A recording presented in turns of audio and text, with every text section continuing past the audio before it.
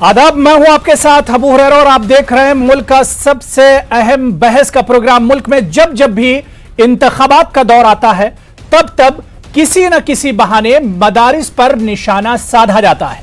कभी मदारिस को आतंक की फैक्ट्री कहा जाता है तो कभी दहशतगर्दों की पनाहगाह। लेकिन इस तरह के मुतनाज़ा बयान देने वाले लीडरों को शायद मालूम नहीं है कि इन्हीं मदारिस से पढ़कर माजी में कई लोगों ने मुल्क का नाम रोशन किया है और आज भी ये मदारिस इल्म की शमा रोशन कर रहे हैं।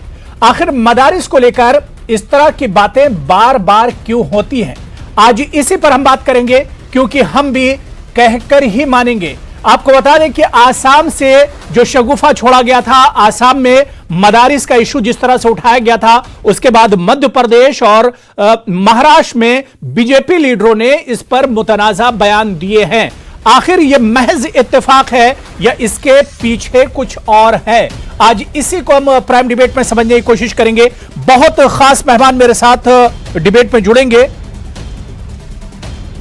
और हम जानने की कोशिश करेंगे कि बार बार इस तरह के मुतनाज़ा बयानात आखिर क्यों दिए जाते हैं, इसकी आखिर जरूरत क्या है। जब जब मुल्क में इंतखाबात का माहौल होता है, सियासत गर्म होती है, तो मदारिस को निशाना क्यों बनाया जाता है, इसी को हम समझने की कोशिश करेंगे। बहुत खास मेहमान मेरे साथ जुड़ गए हैं।